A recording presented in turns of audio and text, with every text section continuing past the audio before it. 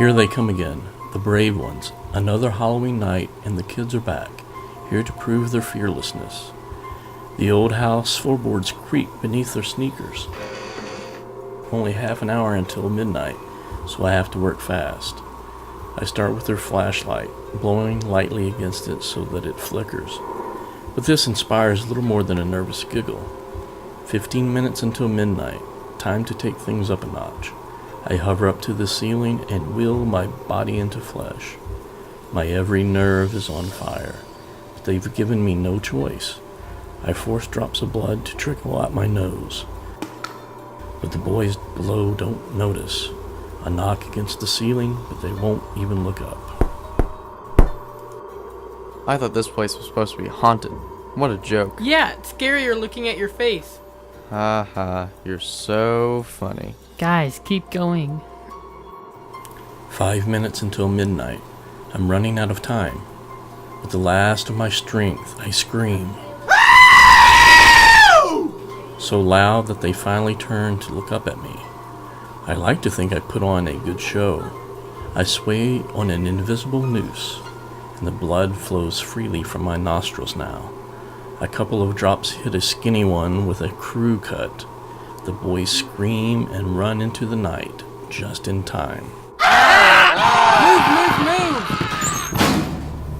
Below me, I hear the thing turn. Its disappointment palpable. For now, it will sleep. But one day, I will fail. The boys will be too brave, and I won't scare them out in time. One day, they will wake it.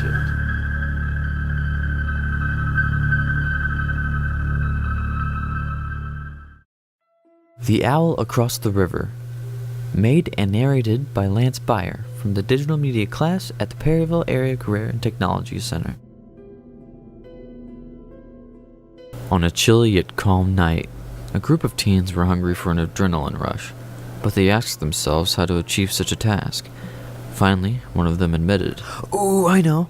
There's a cabin pretty out of town, but in reach. I heard the last owners went missing after a year on the property." Most of the youths enjoyed the sound of this venture, while one of them second-guessed it. "Oh, come on, it'll be fun. Don't you want a little adventure? Hey, maybe if anything happens, you could write a book about it." The group joined together in laughter, as she would sigh and reluctantly join.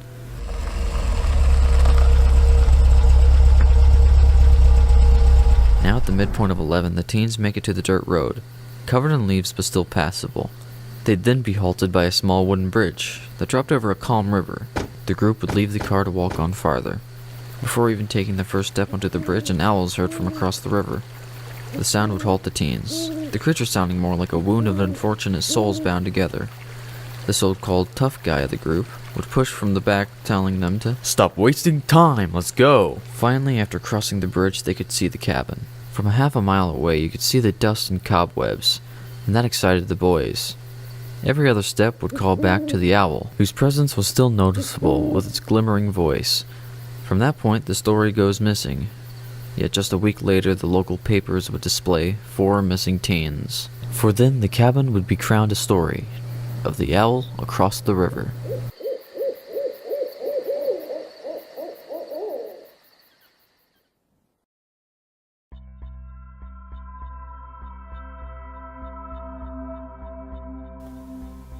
After waking up with a jolt, the girl laid in bed a few seconds longer.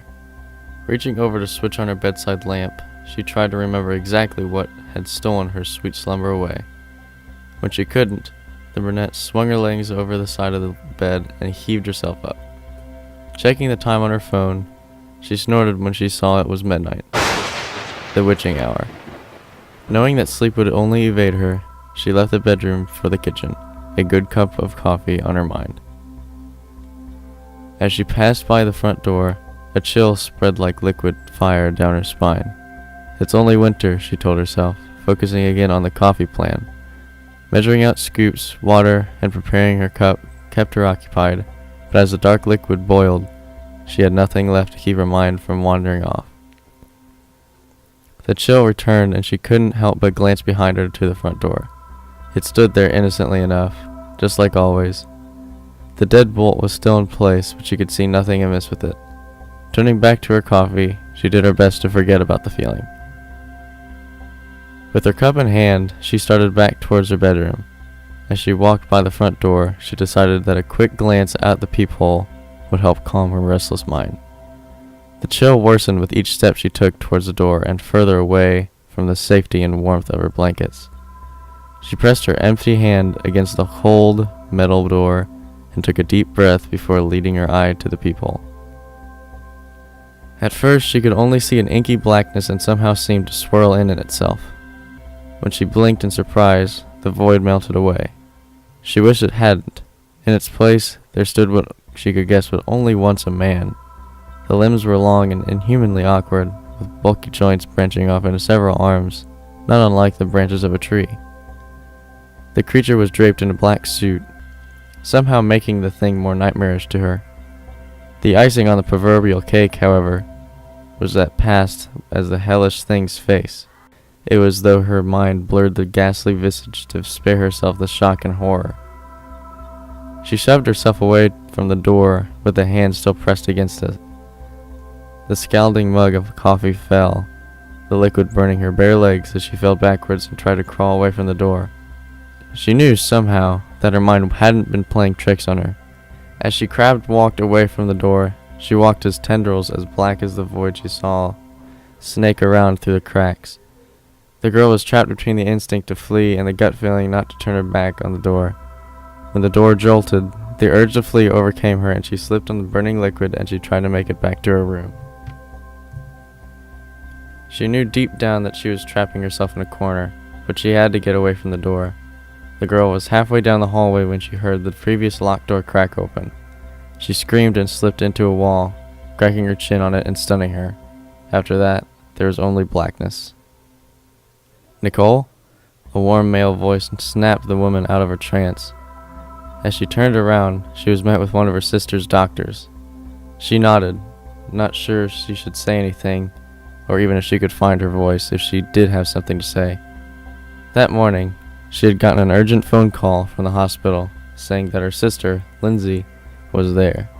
Before they had even let her see her, the doctors had pulled her off to the side and insisted that they talk to her about what might have happened. Phrases like self-inflicted and assault had been thrown around, and Nicole felt her mind reel. She still hadn't fully understood what they had been saying until she saw Lindsay with her own eyes. Her little sister had a bandage wrapped around her head, covering both ears as well as her eyes. They said it was to keep her now deadened eyes from drying out, and to try to keep infection out of the wounds Lindsay made to her ears. The doctors had guessed that either she or someone else had jammed a pencil into them, keep her off balance to deafen herself against something. There was a mix of first and second degree burns on her hands, legs, and feet, from what was assumed to be the coffee her neighbors found slipped all over the entry of her apartment.